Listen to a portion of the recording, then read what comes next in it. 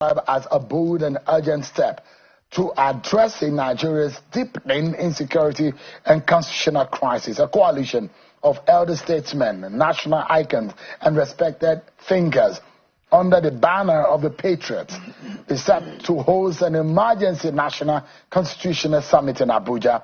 The three-day event, now scheduled to hold between the 15th of July to 17th, with support from two former governors, now senators, Aminu Tambuwal and Benga Daniel.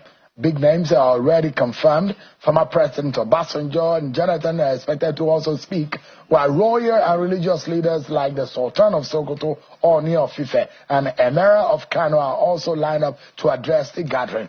According to the statement by the Patriots, the Nigerian presidency has confirmed that the National Security Advisor, Mr. Nuhu Ribadu, will speak on behalf of the president, particularly on the growing national security concerns. But this summit is not just about speeches. Organizers say the goal is to chart a real way forward from Nobel laureate Wole Soyinka to T.Y. Danjuma, Bishop Matthew Kuka, and labor leaders like Joe Ajero. All are coming together to shape what they call a stakeholders legislative bill for constitutional reform. The summit will explore 10 core constitutional issues and produce a blueprint that will be formally submitted and presented to President Bola Tinubu and the National Assembly.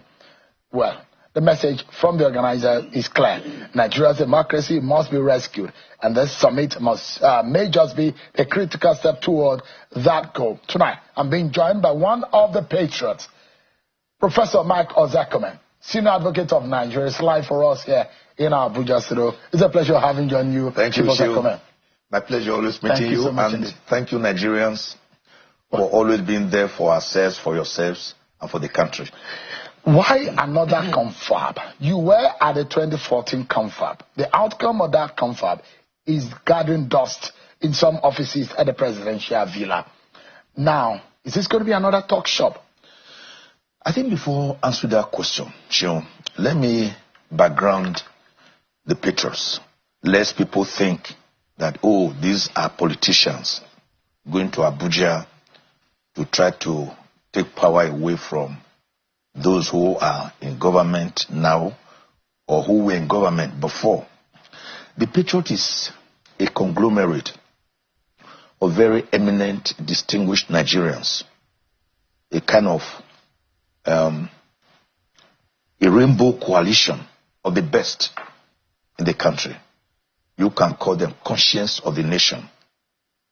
When it was founded, it was headed by Chief F.R.A. Williams, Frederick Alade Rotimi Williams, Senior Advocate of Nigeria, that foremost legal Iroko. Yeah. After his demise, Professor Mwabuze, Senior Advocate of Nigeria, unarguably the best legal mind and constitutional lawyer to have emerged from the soil of Africa, headed it. And when he died a few years ago, Chief Emeka Anyaoku, now the head, a former Secretary General of the Commonwealth of Nations, a conglomerate of about 56 nations with about 2.5 billion people. He has that. So his name resonates across the globe, very well respected. He's one of those faces of Nigeria outside Nigeria. So that is we are conscious of the nation. We want a Nigeria that we will be proud of. A Nigeria to undergo rebirth. A Nigeria where there will be egalitarianism, unity in diversity, respect for one another. So we are not a partisan group. Most of the members are politicians. Most of the members are non-politicians like me.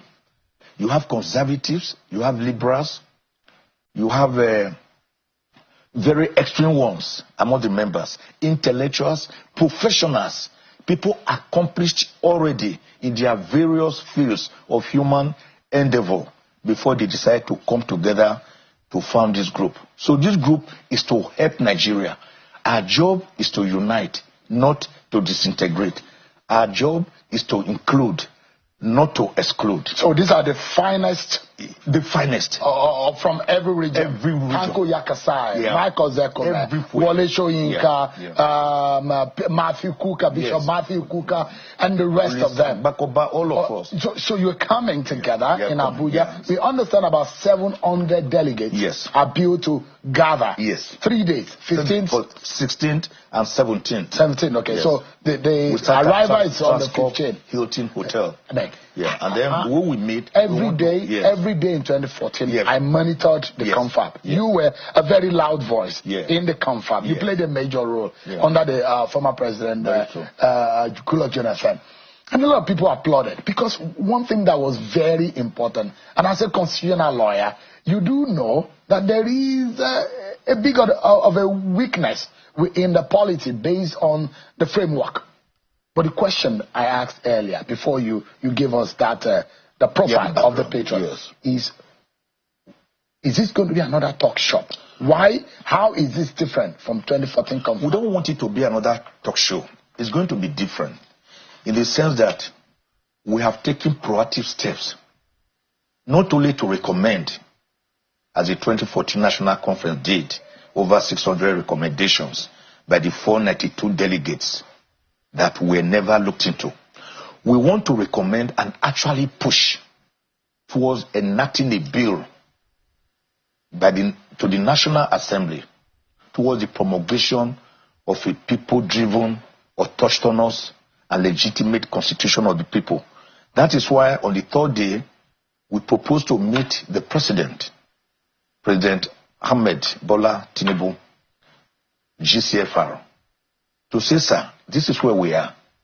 We have this outcome of this summit. Help us to implement. We meet the leadership of the National Assembly. Yes, last year we met Mr. President.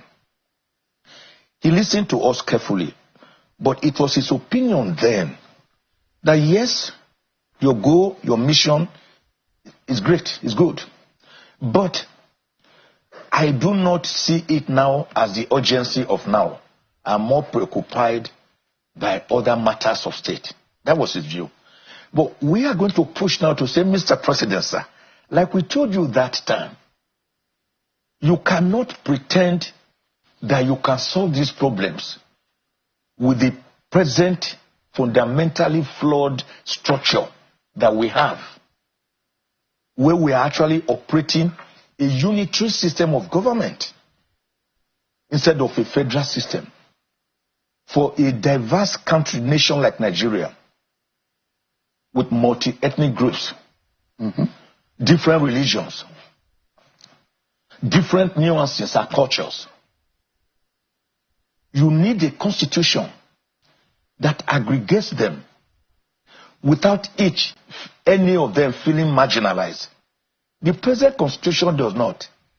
The present constitution actually disincentivizes federating units from being productive because too much power is concentrated at the center that has 67 items on the exclusive legislative list. And you want the president to agree and approve a constitution that will weaken his power? No, not to weaken his power. Rather, that has been the political dynamic today because even the National Assembly they have been very reluctant because they are afraid that all of these, and that has been a problem with restructuring Nigeria. Anyone that is talking about touching up or reviewing the constitution of Nigeria, because it is said that the president of Nigeria is perhaps, within the capacity of power that he has, is probably one of the most powerful people on earth because of the powers available in the constitution to the president. Yes. You see, the problem is this. We have a problem, a clear and present danger staring us in the face. This is one time the president is going to make a huge sacrifice to show that as one of us, we were in the pro-democracy movement together. You can see some viral video where I will address the public and he will address. It's there in the public domain. This is one time the president, we know that his name will even be better left in historical gold if under him a brand new constitution that addresses our problems is midwifed. He will even be remembered more for that than the building of roads. because it is historic. All right. Prof. Yes. And I dare not engage you in a legal debate. No. No. This is not really a legal matter. You're a juggernaut, a legal juggernaut. I'm just a dwarf when it comes to legal knowledge. But I'd like to ask and guide us, because this has been the conversation around constitutional review and how we can be able to adopt constitutionalism in the face of birthing a new constitution. How do you exit the present one and enter into a new arrangement? Yes. A lot of people will say by a plebiscite. Yeah. Do you plebiscite away the first one? What about the lacuna? What happens? Because the president is sworn to uphold this constitution, then you are now asking him to jettison the constitution in which he swore an oath to uphold for another constitution that he never swore to. There is a major constitutional issue here. Let me tell you how it works. There is no conflict, no confusion. We are not telling the president to simply get up and say, patriots, I hereby jettison the present constitution. There will be a process. We will introduce a bill. The National Assembly will introduce a bill. The bill will enact what I call a National Referendum Commission, NRC. The National Referendum Commission is going to be the think tank that will organize how this constitution comes into being, and this can be done very quickly. Now, this national, this body is the one that will be responsible for bringing about specialists, constitutional specialists, and representatives of the ethnic groups that will draft a new constitution. The ingredients of the new constitution will be the result of the 2014 National Conference, the 1963 Republican Constitution provisions, which are the best so far because it was very federalist in nature, and then all the amendments that the National Assembly has so far been doing to tell them that their efforts are not in vain, they are not wasted. They will all be distilled by this body. Will it now be a sixth alteration to the 1999 Constitution? No. Or it will now be a 2025 or 2026 Constitution? When it is done, it will now be subjected to a referendum of the Nigerian people. By vote. Just like what we saw in yes UK, or no. where there was a vote for on the Brexit. Yeah, Brexit. You know, it was also done on the 10th of August, 1963, for the Midwest region to exit Western region. So the Nigerian people will vote yes or no to each item. And when they agree, it is this one that will be put in a document called a new constitution and given to Mr. President, which he will promulgate into law. Of course, upon promulgating it into law, the old constitution will cease to exist through an act of the National Assembly that will repeal it. So the National Assembly is central to this. The executive led by Mr. President is central to this. No one is going to rubbish them. No one is going to diminish them. But of course, I know this is going to be also discussed because there will now also be the exit of the structural framework as captured by the present constitution to allow there will be a timeline, a moratorium of operation of the old one, and exit and enter into the new era. And then let me tell you, the process by which a constitution comes into being is even more important than the contents of a constitution. The patriots are pushing very hard. Listen to this, and let Nigerians get this very clear. That the present presidential constitution, modeled after America, United States of America, is too expensive for us to maintain. We use about 70 to 80% for our national budget on recurrent expenditure and servicing of debts, leaving only 20 to 30% for capital expenditure. That cannot lead us anywhere. A parliamentary system of government is less expensive, but more effective. The reason is that Mr. President and other aspirants will not need trillions in 2027 to campaign to be president or governors. No, it is the political party under a parliamentary system of government that goes around campaigning for votes, electing their individual members to the National Assembly or Parliament at the center. When they meet there, the party that has the largest number of votes forms the government, either alone or with a coalition. Just give me a moment. But what the elders see standing on the ground, a young man or a young person, even when he or she climbs the tree, may not be able to see. So when the elders come together and they say there is an urgent need to convene an emergency confab to restructure Nigeria and give it a new focus, well, we need to listen to them. And they are gathering on the 15th to 17th in Abuja.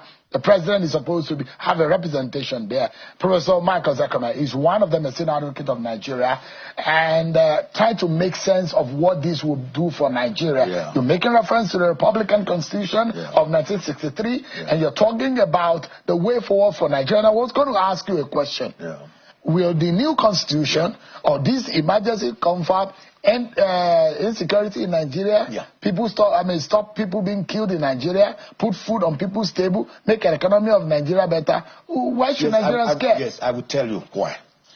If you remove the central system of government we are having now, the unitary system of government, and make it really federal, that is already a way of devolving power back to the subnational groups, which for now are the federative units. But the pictures see a Nigeria of 7 regions built after the present 6 geopolitical zones. These regions will be able to control their resources as we had pre-15 January 1966. Of course, that brings more money to the table. That brings more jobs to the people because the people will now control their resources. As Awo did, where he could build the Cocoa House, which is still the tallest in Ibadan today, free education at all levels, University of Ife, now OAU, first television station in Africa, as Ahmadu Bello did in the north, with the Northern Nigeria Development Corporation, and all his achievements are there, as Denis Osadebe did in the Midwest region, as Zeke and Michael Okpara did in the East. So we are saying that if you decentralize Nigeria with a simple parliamentary system of government, with each region having its own constitution, the people there can cooperate. They now know we are one. We are the same people. We have enough food on our table. We have agreed to be together. It was not imposed on us by a military government. And this is a parliamentary system that is inexpensive to run. There will be more money. Insecurity will vanish. There's no question about that. I give you an example. If you have a problem in your house, your building is cracking, the walls, how do you solve it? Some people have been saying, let us amend the present constitution. Amendment 1 million times cannot solve the problems. What do you do to that building? You don't call a mason, a bricklayer, and say, come and patch these cracks for me on the wall. He will patch them quite so we don't need amendments. Yeah, we don't need patches any longer. Because the president of the day will say he's in fact a chief of restructuring. The local government autonomy is there, and they will say that they are gradually. So what we need is a drastic effort. A brand new constitution that is autonomous, people driven. You can't amend a bad document. A document that is afflicted by an illness, an ailment, cannot be amended. Is the constitution a curse to Nigeria's development? Yeah, for now, as it is, the constitution is a cost of Nigeria's development. We can't move forward. No state is producing. Every state is relying on Abuja.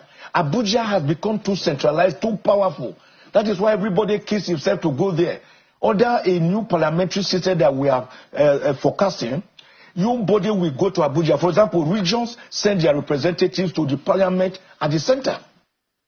Equal representation, and the regions pay them. Are you optimistic about the possibility of President Bola Tinubu? Yes. In this climate, yes, to agreeing to your proposal? I want to believe that President Ahmed Bola Tinubu, a progressive, one of us who fought for Nigeria during the military junctures. In fact, he had to escape Nigeria to save his life during the Nagudeko day. But some of us could not even escape. People like me, Ganifa and me, and others. We stood here. We're seeing bullets. You can see some video online where you will see us being tear gas from the skies. I believe he's patriotic enough. He has the willpower. If he doesn't, how dangerous would that be? If it's dangerous, it means that Nigeria will still continue to go in circles. I was giving the example, the epigram of your walls cracking. What do? You discover that it's a tree that in the compound that is causing the cracks in the wall. You don't just cut off the branches because they will grow back again and the cracks will start. You go to the tree and uproot it. So it's an urgency of now. It's the urgency of now. Because it's either we do it now or perish. Or I will not say perish. We will continue to suffer the fate of the Baba chair. Won't perish. People are dying. In one day you see almost 100 over 100 people. I think so. Yeah. If you say that constitution will fix killing, it will fix hunger, fix hunger, then we survive. Fix injustice. So it will stop us from perishing. Perish might sound like a harsh word, but that's the reality. That's the reality. And the absence of it. I'm happy that this will solve our problems. If that it will. It will, and I can tell you, President Bola Ahmed Tinubu knows that it will solve our problem. Because in the past, he was one of us who was crusading for a brand new constitution. Professor, so I do not think anything would have changed. I do not think that power would have corrupted him in government to lose this progressive bent that we have known him for. If he does it, I can assure you, more than any achievement he would have done during his term, he will be remembered by history. Professor Michael Zekuma, thank you so much indeed for your time. I'm looking forward to it. We followed all through the 2014 Confab. Yes. Amongst all of the conferences that Nigeria has had, let's focus on the future and see how this will work. Thank you so much indeed for coming tonight. So we dare to look into the future. We dare to challenge. Hypocrites. The Father of Mercy says, desperate diseases require desperate remedies. And Albert Einstein says, it's only a fool, someone who does not know, who wants to solve a problem by using the same method with which it was created. So we need a new system, a new bent. Well, that's what I'm saying that wise men will come to Abuja. We'll be looking forward to that. And the elder statesmen, eminent Nigerians in all ramifications. Thanks so much, Professor Michael Zekuma, for coming tonight. I must thank Chief Emeka Anyaku GCOM, who was at the age of 91 years. He's driving this process. Still pushing. Yes, still pushing. What do you think he needs in life? Absolutely. He wants to buy a car. But he knows that things are wrong. We know that things are wrong. You, Okimbaloye, knows that things are wrong. The average Nigerian knows that things are wrong. But what they do not know is how to solve them. Now, Petros is now waving. It's a magical wand that to resolving. All right, we'll look forward to that. I have a Nigeria of rebirth. We need to take another break, everyone. By the way, we call National Risorgimento. God bless Nigeria. Thank you so much.